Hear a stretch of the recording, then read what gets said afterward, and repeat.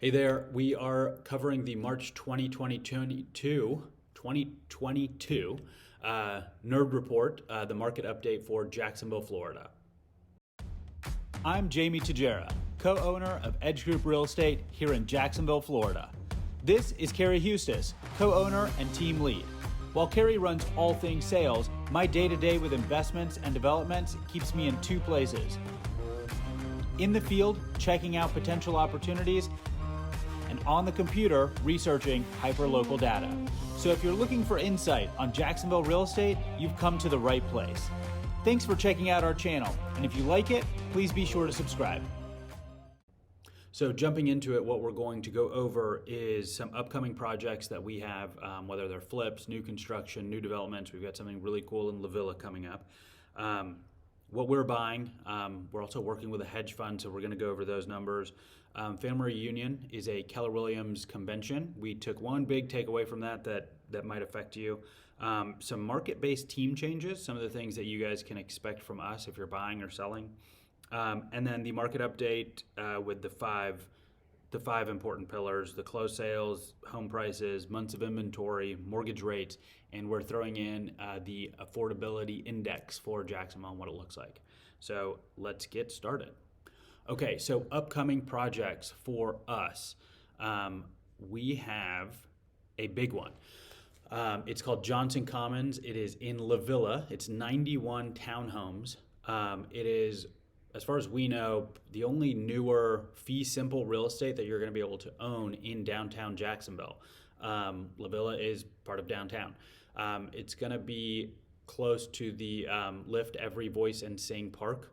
It's going to be right next to it. There's going to be units that overlook the park. It's going to be really close to the Emerald Trail. So lots of appeal to this. The prices right now, we don't have a lot of details, but we know that they're going to start in the low 300s. There's going to be two units, two types of units basically. All of them are going to have one-car garages. One unit's going to be a 3-bedroom, 3-bathroom, I believe, and the other one will be a 2.5. The 2.5 is basically a shrunken version of the 3-bedroom, but it has a balcony, and a lot of those are going to be facing the park. Great second home opportunities. These are not going to be available to any hedge funds. So you would have to basically buy them in your name as a second home or something like that. We have some flips on the west side coming up with prices at around the 250s, 260s. If you have buyer representation with us, your Edge Group agent is probably already letting you know about it. Two new construction, 1,700 in the 350s on the north side. Let's see, Twin Hills, the west side, Cedar Hills, phase 3 is coming out in the next 2 to 3 weeks. So be on the lookout for that. And there are some phase 2 dropouts. Again, if you're working with one of our agents from our team, you probably already know about it. Let's see, Ellis Trace, which is off of Lakeshore Boulevard on the west side, that's also coming up. That's going to be later in the year. We'll give you more information on that. So the next thing is what we're buying, and we are working with a hedge fund. So let's go over what the hedge fund is looking for. Their buying criteria is 3 beds, 2 baths, let's call it 1,200 square feet, built after 1950, right? That's the threshold. And I'm actually going to pull this slide up. So now here's the thing. If it is closer to that age range, it's going to have to be like a 9 out of 10 from a condition standpoint, like move-in ready, new roof, new AC, new everything, ready to go for them to make an offer on it. If it's not a 9 out of 10, you're going to have to be like a 1990s build or newer. 3.2, 2-car garage, HOA, all of that stuff.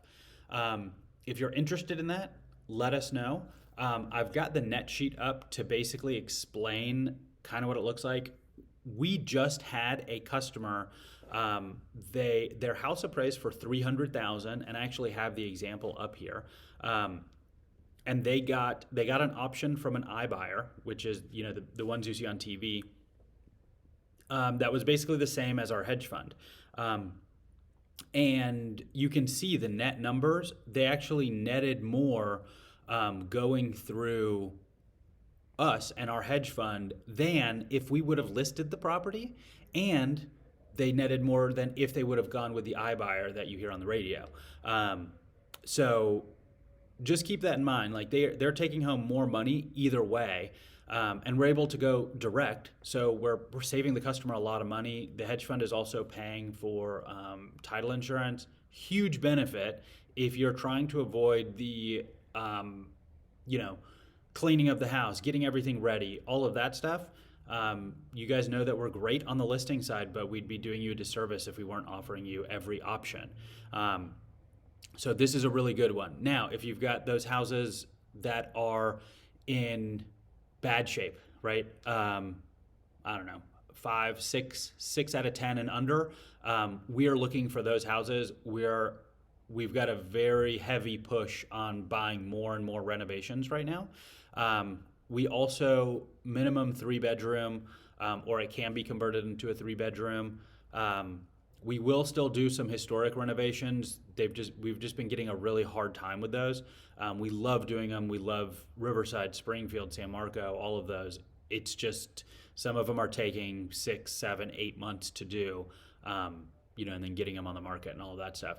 So we're buying very heavily right now, single family homes. We're also buying vacant land, anywhere from infill lots to 30 acres. And then we are also looking for apartment buildings, anywhere from 6 units to 30, 40 units at the most. And we are very interested in Arlington, 32211, 32277 apartment buildings. So if you know of anything like that, let us know. We're buying, we're paying cash. There's no loan contingencies, inspections, anything like that. All right, so going into Family Reunion. Family Reunion is Keller Williams' convention, like sales convention. They do 2 a year, and they do some other masterminds. If you're interested in getting into real estate, right now is definitely not the time. I'm kidding. But if you do want to look into going to a family reunion first, seeing like what the mindset kind of looks like, and then if you're interested, go for it.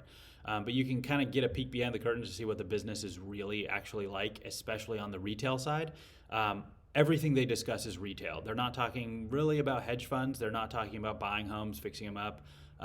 It's all retail. How do you service, you guys, the customer, better? Here's the big takeaway for us financially. So this is home prices, right, from 1990 to 2022 with a projection, right? We know 2021, it's passed. We hit it, right? Yay. Here's the thing. The last time we saw a crash was what? The real crash was 2008 when things started like going down. 2007 it started slowing down, right? But how do we come up with potential, how do we see this coming next time kind of thing? So in 2001 we crossed what we call the trend line, right? And if you're investing in stocks, you know exactly what a trend line is, right? So here's the trend line, the yellow line, and we crossed it in 2001. And then 2, 3, 4, 5, 6. 6 years, we were basically fine and kept climbing, right? So if you're using that, one of the things I will say is, were there other factors involved in that crash? 100%. Mortgage-backed securities, people, no doc loans, a whole bunch of stuff. This market looks entirely different, but we crossed the trend line, right? And we crossed it really fast. This is a progressive cross, and we're like, oh man, stuff's getting crazy, and then we're up. This is like, we're below the trend line, we haven't even matched it, and then boom, crushed it. So with that in mind, I almost feel like every crash is different. I've looked back at a lot of savings and loan. You've got 2008. Like, they all happen for a different reason. Our market is, a lot of the homes in Jacksonville are controlled by institutions, and they're being rented out. There's like a housing shortage. It's a weird thing because it's like what does the Fed do if they see a problem? They raise interest rates, right? The problem right now being inflation. They raise those interest rates, and then they're like, okay, what are the other factors? But the thing is like, no matter what you do right now, we have a housing shortage. And we're going to go into our local numbers more, but this is just a number I wanted to show you, not to scare anyone, but it's something, it's a fact. It is what it is. So some market-based team changes. So one of the things that we are doing is, one of two things that we're doing is we're doing direct buyer, basically offer portals for buyers and for agents. So our signs are now going to have a QR code where the buyer or an agent can make an offer. And obviously if you're buying direct, there's going to be benefits with that. But it's basically streamlining things. Here's the thing, guys. There's 11,000 real estate agents in our MLS alone, and there's right now about 2,200 homes for sale, right? So let's assume that, only, 50% of the agents are actually working with customers. You already have way more, houses, way more buyers than you do houses for them. So this market is very difficult if you're a buyer, and we want to ensure that if you're working with us, you're getting access to off-market deals. Like, there's so many benefits there. But we also want you to know that we're 100% committed to you, and you're 100% committed to us. And because it's very easy to get stuck with one of those, 10,000 agents out there, instead of getting like the right one, right? So, your friend's uncle, sister, somebody got their license. In this market, it's not going to serve you. It might, and you might get, you might kind of get lucky, but if you're not looking to just rely on luck, let us know. We're more than happy to help. As far as the offer portal, it streamlines everything. If you're an agent or you're a buyer, you don't have to upload the contract, because right now, if you're a buyer and you're in the market, you know that you're making a ton of offers right now just to get one house. It kind of reminds me of the investment game, but on the retail side. But it's a lot to write up a whole contract, do all that stuff, and then not get the house. So with our offer portal, it's being sent to our sellers or our developers or whoever in a format that is kind of like a pre-offer situation. And then we go back and say, hey, they've accepted your offer, let's write this up. So it saves you a little bit of time. We know this market's really hard, so it's a tiny way to help with that. So our next thing is closed sales. All right, so we broke it up by county.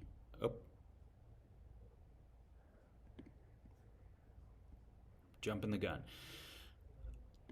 Let's look at the bar. So you can see, let's go back to the line, because it's good in context, right? Keep in mind your supply, right? Duval County, blue, St. Johns County, orange, and then Clay County, green. Even if the supply was 10x what it is right now, the line's going to look the same. And also, you've got the Duval County line impacting the entire MLS line a lot, because it's the majority of the market, right? If that makes sense. So everything's like relative, and what we can see is that all of these kind of move in sync, right? Our MLS as a whole and our market, our MSA as a whole, all moves pretty much together, although the prices ranges might be a little different, right? But you can see that closed sales was down for February. And it basically went down January and then February, and it keeps going down. That does not mean that people are buying less homes. This isn't one of our things, but homes for sale, you can actually see the amount of inventory for sale is also going down. So it's not that people are cooling off or the market's cooling. There's just not enough for them to buy. And again, going back to that whole thing, in 2009, 10, 11, what customers really needed were agents from a listing standpoint that could, get the marketing out there and get it done, right? What today's sellers need is is agents that have multiple options, agents that aren't just agents, right? That can get cash offers from hedge funds, multiple different convenient options, but also navigate 50 different offers and make sure they're getting the best one. And sometimes right now, the best one isn't always the highest one. We just saw 𝗀𝗵𝗶𝘀 get a customer, I think it was 60 days post-closing occupancy, and the highest offer on the house, right? So it's a combo there. You're selling on your own. You don't really know what offers look like in the market. You might just be looking at price, and there's actually more, way more that you could potentially get. So closed sales. All right. So let's go to sales price. Sales price keeps climbing up. The median and the average drop down. Again, St. Johns County, the average dropped down. Everywhere else it went up. I would say that this is highly impacted by from an average standpoint, it's highly impacted by the amount of homes that you have for sale. Because if you look, Clay County has way less than St. Johns County. But if you don't have people putting their houses up on the market, especially on the high end, it's going to impact your overall average sales price. So your median, it looks changed, but not drastically changed. So that's a good sign. Months of inventory. So this is where it gets crazy. So February, okay.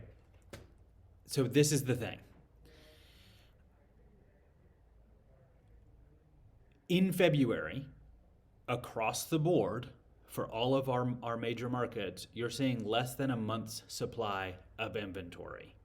That means that if we built no more houses or listed no more houses, the absorption would eat up all the houses in less than a month. Technically based on this in about, 22 days.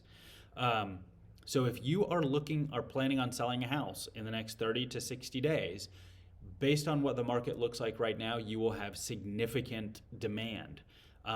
But again, what we were talking about before, don't only focus on the price. We're seeing that our hedge fund is offering more than what appraisal prices are coming in at. So even though you can get the highest price, if the people don't qualify, you're not getting that much money unless they can come up with an appraisal gap, which is another thing that our agents can negotiate for you. But also, hedge fund offer is great. Again, sales price, net offer, different numbers, right? Everybody likes a really high sales price, but sometimes they don't laugh their way to the bank with with a larger amount of money, and it's because they weren't paying attention to the net number. And honestly, we're not seeing a lot of for sale by owners, but we are seeing them, and they're still selling for significantly less net, even though they're saving commissions, than customers that are going with agents. And they're just getting more benefits. I don't get it, but it is what it is. So let's go on to our next. So months of inventory. If you want to sell between now and summer, do it. This basically just says demand's going to be nuts. And I personally think it's going to keep going up. All right, mortgage rates. This is what everybody was worried about. This month I'm using Freddie Mac. I was using Google last month, but I really like this one. The one I like to look at is the 30-year fixed. Rates are climbing. Now, I'm going to go to all time. And I just do this for relativity, right? You've got rates in the 80s, over 15%. It's basically a hard money loan, right? And I don't know when my parents have always been buying houses, but when they bought their first starter home, I would say probably around, right here in the 80s, that rate was 12%. Even if they got a steal, it was at 9%. You know what I'm saying? Around the time I was born. So from a relativity standpoint, these are still ridiculously low. And affordability is also extremely high. Even with house prices going through the roof, which again, if you're a seller, great for you. If you're a buyer, it's also great for you. I like to look at this relatively because I mean, and look at that. Even from a year standpoint, we're still lower, 3 years, from a 3-year standpoint. From an affordability standpoint, you might be saying, well, I could have bought a house in Riverside 20 years ago for $70,000. That's true, but your interest rate would have been higher and the average income was significantly lower. So you couldn't actually afford that $70,000 house as easily back then as you can today. So just food for thought there. Affordability, comparing it to home prices, is pretty important. From a rate standpoint, how it affects you right now, it's still really low. Under 4%, doesn't matter. To me, it doesn't matter if it goes over 4 or 5%. I'm still going to be buying investment properties. What does the war have to do with it? Ukraine, stuff like that. I think there's going to be a temporary pause on interest rate hikes. This year, the Fed wanted to continue increasing them. Anytime you throw in uncertainty, the Fed is this big, slow entity where it's like, okay, we don't want to move. But when they do move, they overmove. And they've got this big heavy arm, and then they're trying to pull it back and say, oh, okay, let's slow this back down. So they always do too much. They always overcompensate. But with what's going on in Ukraine, I believe that the rates will probably be not hiked as fast as they originally wanted to. So let's go back into affordability. Okay, so basically a score of 100 is saying that you're evenly matched from income to average price or average cost of home. And right now you're at 174%. 2012 would have been, one of the best times to buy, from an affordability standpoint, right? But even when you look at interest rates, it's like a perfect storm of lower interest rates, even though they were higher than they are today, and low home prices. That combination doesn't exist anymore. So our affordability basically dropped here. What is this? It should be 2019, but it's saying 18. 18 dropped, picked back up. Why did it pick back up? Interest rates started hitting the floor. And then here again, 2020, affordability drops again. Again, keep in mind, and it dropped because home prices went up and interest rates didn't change.